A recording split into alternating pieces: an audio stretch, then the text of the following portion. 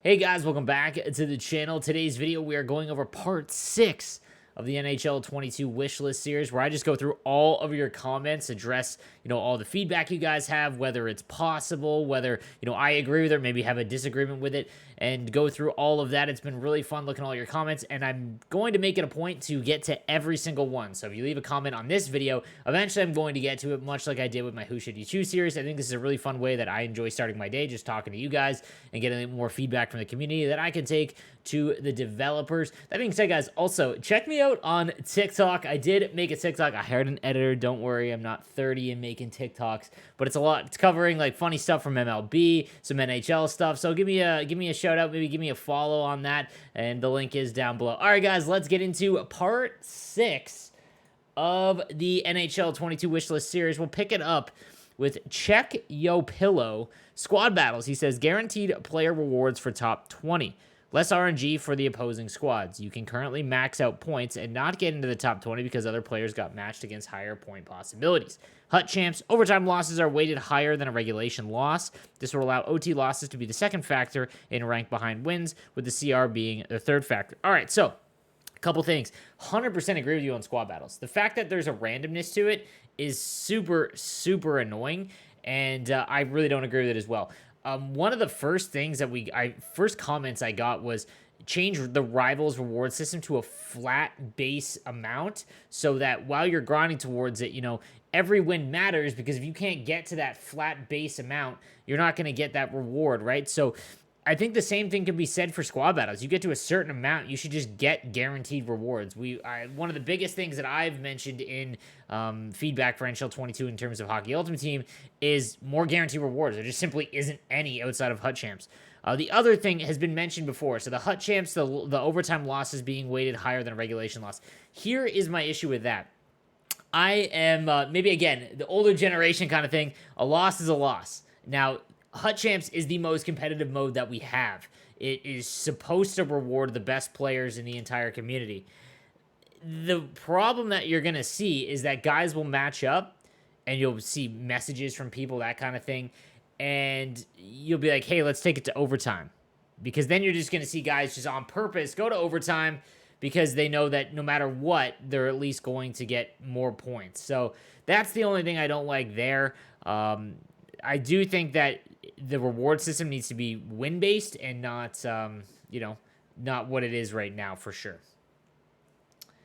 All right, from Sonic Slicer, I'd like to see a cap placed on the exchange. Who's going to have 1 million coins on hand, let alone 2 or 3? Also, I like the Finley idea a lot.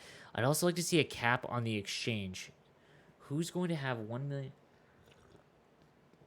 let alone 2 or 3? Oh, are you talking about exchanging gold collectibles or that kind of thing? I'm not sure what you meant by the exchange.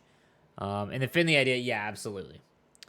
Cole Campbell says, I really hope someone at EA sees this, because all this is brilliant. I have been sending this over to the content developer at EA, so he's seen it, guys. So this is another reason why it's been so fun for me so far.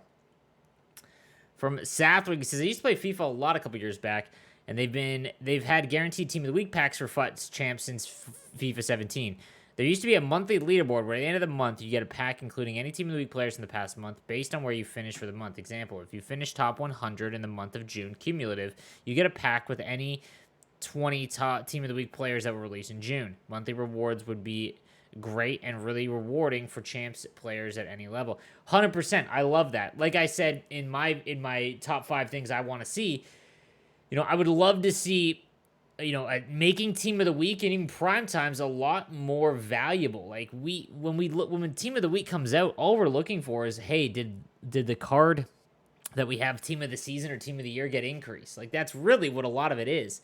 And then a lot of it is like rewarding European guys, and a lot of the North American guys don't really have an interest in that. I love the fact that they include Europeans, because it doesn't, the European player base is very large. But that being said, I think there needs to be a way to make Team of the Week a lot more valuable, and this is definitely a way. 100% agree. Dawson says 80 plus on Faceoffs for all center. Also, I've said that for the last year, and every time I have a meeting with EA, it is one of the things I make sure to bring up. because there is no, I am making it my mission, because this is one of the easier things to fix, guys.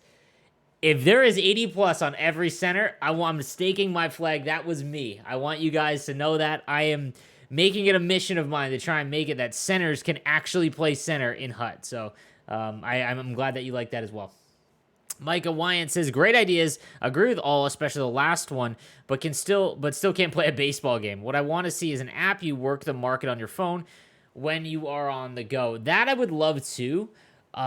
It's just not really feasible. Like, I don't see how they're going to be able to do that, just because that would require a lot of resources development wise. I would love it though. 100% agree. I think that one of the coolest things about MLB is that just working the market is so easy. Like, literally anyone can do it. I have a video going through just the basics of it, and all it requires is just time and sitting there. HUT, it requires a lot more knowledge and just research, and there's no quick way to sort. Like, it's just a lot more difficult.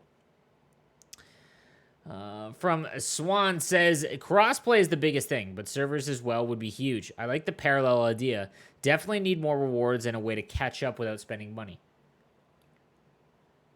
I also play HUT the first month or two and then drop off, and when I come back, I can't catch up because the rewards are too bad and I get smoked by 99s when I still have an 83 coin to use on D.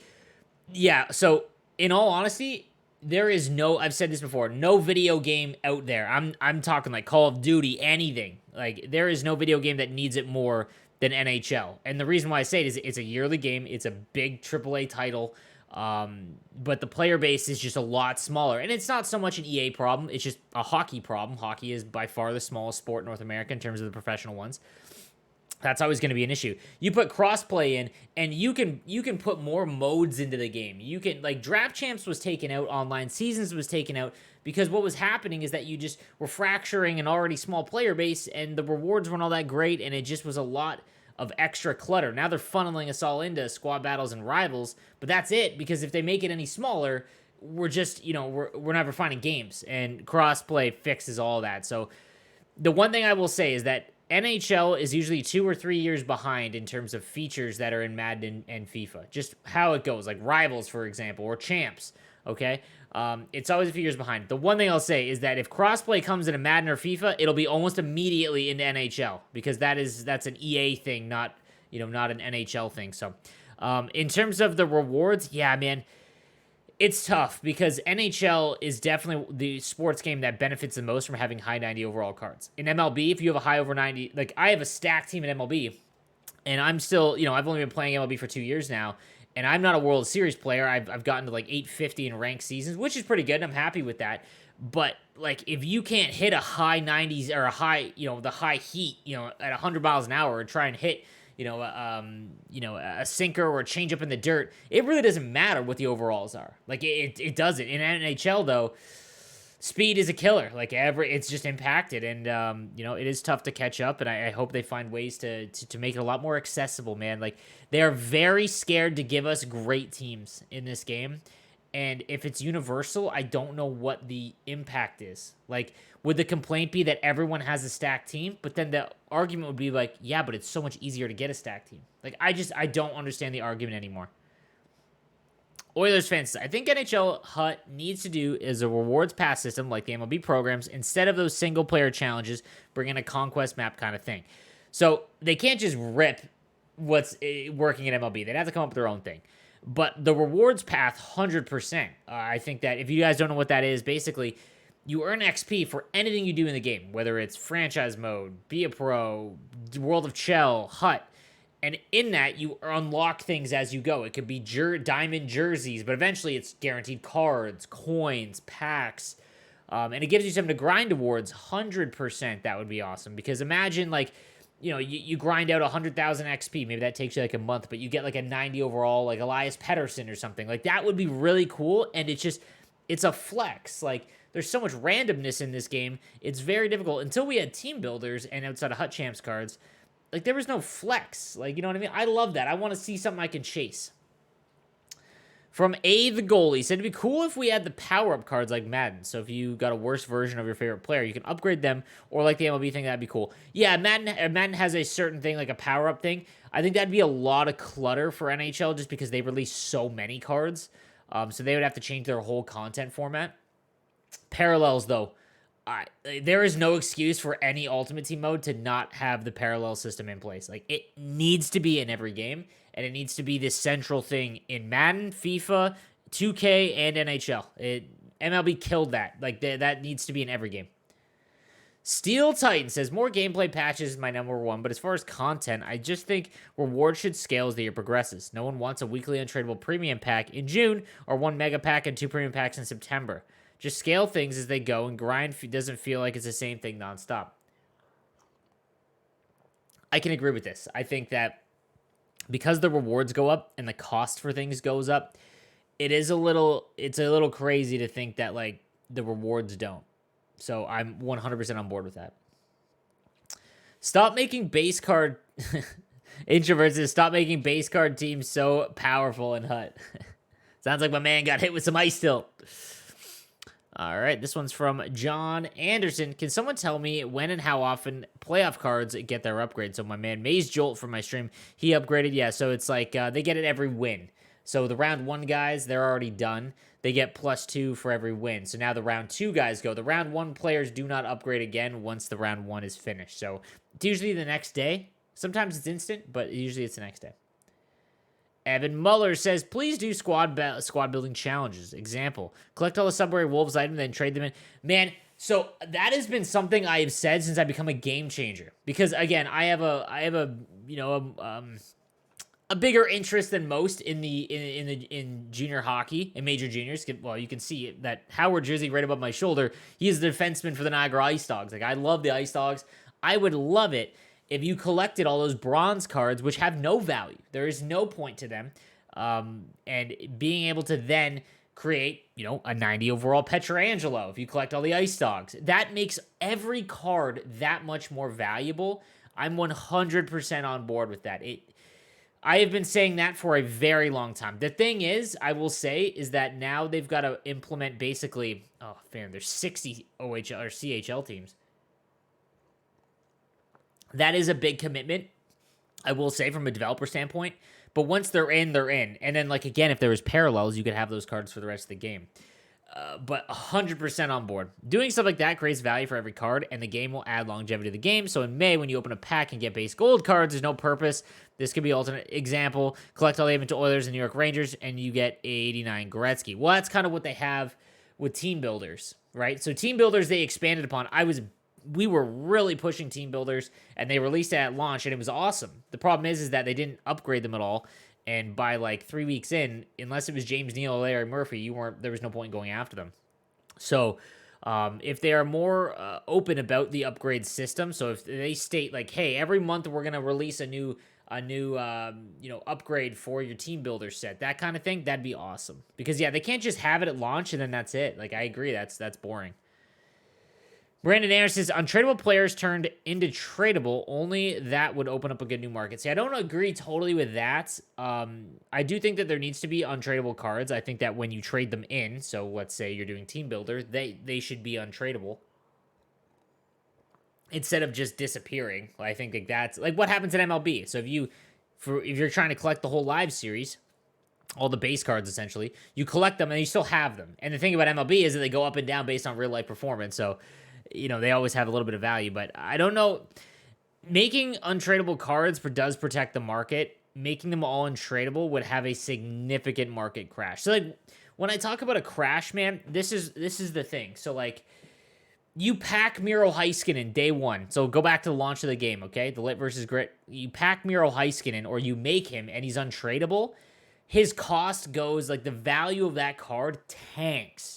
And then, getting that big pull is not all that good. Now, he's much more accessible to buy, but if he's the best card that you can acquire, right, like, he can't be that easy to get. There's a balance, right? So, but I agree, there needs to be less untradeable because, like, a rival's reward should never be, like, double for untradeable. It should just be double. Maze Jolt, my man, again, from my Twitch stream, big member in the community. Love Maze. All right, more patches. More patches overall to remove the so-called glitch goals. Example, the goal line cheese, CJ slapper, and short slide swipe, and so on. So, I agree with that. I think that the thing about the glitch goals this year, as opposed to prior years, if you want to call them glitch goals,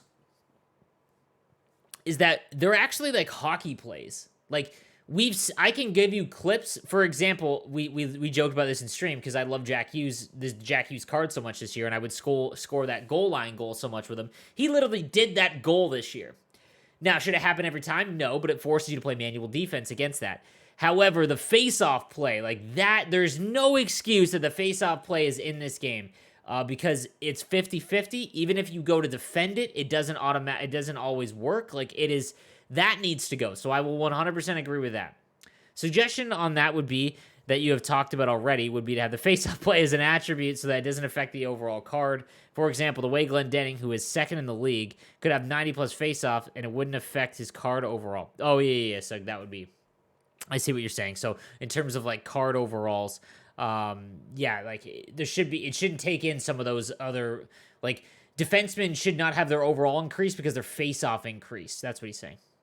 Improve goalies by a lot and make Tender's stat matter. Like, improve their speed from side to side without leaving the 5-hole open. And for example, there is no way it could even be considered to use a base bishop or lower rated over... Yeah, man, goalies... I mean, just let in more squeakers or something. Also, if a puck goes right through the crease, why doesn't the goalie try and poke-check the puck? Goalies are going to be the most difficult thing, man. Because it is X's and O's. Like, it is a coded... The way that they play the game, it is coded. It is not manual, meaning that there is always going to be a way to cheese the goalie or give yourself the best advantage. Now, they did make it a little bit better this year with how stats, improved and went down for smaller goaltenders. There was a cap on the bigger guys, and that really did go a long way. But yeah, I don't know what to do about goalies, man. It's very tough. The developers have a really hard time with goalies, and it can't just be make goalies better because, like if that's the case, I remember the launch. Oh man, I get them all mixed up. I think it was NHL 20 and no one could score. Like, was it 20 or 19? And it was because goalie attributes the shooting attributes just weren't high enough. Because it's not so much the goaltenders, it's that the shot. So like if a goaltender's in the mid 90s, right? And he plays against a gold team, unless it's like, an open one time or things like that, his shots really aren't going to go through. However, when you get to the high 90s, like that's a perfect shot. And, that's when goalies just don't matter. But the stats do matter. I can promise you that. Glove high, the higher the glove high stat, the faster frame by frame the glove hand will move. So it does matter. But size still is king. It's not as bad as it was because of the way that they fixed goaltenders this year, but I agree. I wish I could use smaller goaltenders. Overall, harder to score, like 12 shots on 10-minute TOA and 6 goals. Sure, it's good setups for sure, but it's more or less the same plays every time. I would like to see it way harder to score, make it more realistic. I might be the only one that wants that. Again, we toe the line of making it too realistic, and people won't like it. Like, I've said this before, and maybe it's a bad take. You guys can disagree with me, but if you watch a full hockey game, I'll take the Leafs in Montreal, for example, because it still is mind-boggling to me. That series was really boring. Like, if you weren't invested in the Leafs in Montreal, and you watch that series compared to Tampa and Florida, like, there was long stretches in each game where just nothing happened. And in a video game, you don't want any of that. And the speed is just immense. Like, it's way faster. The 12 shots on 10-minute TOA, that just leads to basically getting across the line and just shooting. Like, that doesn't, again, I see what you're saying to make it a little bit more realistic so it's not like 15 goals a game. I don't know how they would do that because in a video game, it's so much different than the real thing. Remove the option to see 2 times replays. If, like, one player presses X and X faceoff, start within 3 seconds or something. I agree. I think that, yeah, if, like, one player skips it, it should skip it. All right, sorry, I had to take a phone call, so I had to split that. Either nerf protection or buff bumps hits. Yeah, this isn't discussed enough, but there is an issue with that in my opinion. I mean, just because someone is holding the puck in a certain way, it's literally impossible to hit them with the puck, and that is a bit dumb in my opinion. I mean, just because let's say Gretzky turns his back when Ovi comes in to deliver a hard body check, it's immediately easier for Gretzky to remain in control. Yeah, the bumps and whatnot have always become an issue basically since NHL like 20. I can agree with that. The bumps are a little annoying for sure. Removal of auto sauce to make it sin based to increase the skill gap. or make it synergy based. Yeah, the auto sauce is a little annoying. I talked about that in the last. It's not nearly as bad as it was. I think that using it correctly is an okay thing, but yeah, I would rather just be out of the game. 4v4 line customizing. This is needed. Like, why do I have a defender sometimes when it's 4v4? True. I mean, can't you choose that, though? Oh, no, that's in the overtime ones. Yeah, okay. I agree with that. 7, improvement in the auction house. Like, make it so you can search for a specific stat, like speed. Yes, that would be awesome if that could do it. 100%. Searching by a specific stat, that would be really, really good. Pocheck nerf. Pocheck is literally aimbot right now. It isn't healthy for the game, so a small nerf to make him seek the puck would be a good fix, in my opinion. And would also increase the skill gap. Speaking of Pocheck, also nerf the wiggle stick. I hate the wiggle stick and that stuff. Yeah, that needs to be gone. I can 100% agree with that, my dude. 9, make it so you can see each other's jerseys before the game starts without revealing the PSN or team name to avoid similar color jerseys. So you can select afterwards. Yeah, I think that it's just a stricter not allowing like color jerseys to be away. Like that sometimes happens, but yeah, I could agree with that. And then the AI should be able to have like 80, 90% max speed compared to Hue Control Play to promote active player switching. Ooh, I don't know about that. That would be really hard, I think. But yeah, that would really change player switching for sure. Interesting takes there. All right, guys, so that is going to do it for episode number 6, I believe. Thank you guys for watching. Please subscribe if you do enjoy the content, and I'll see you next time. Have a good one, guys.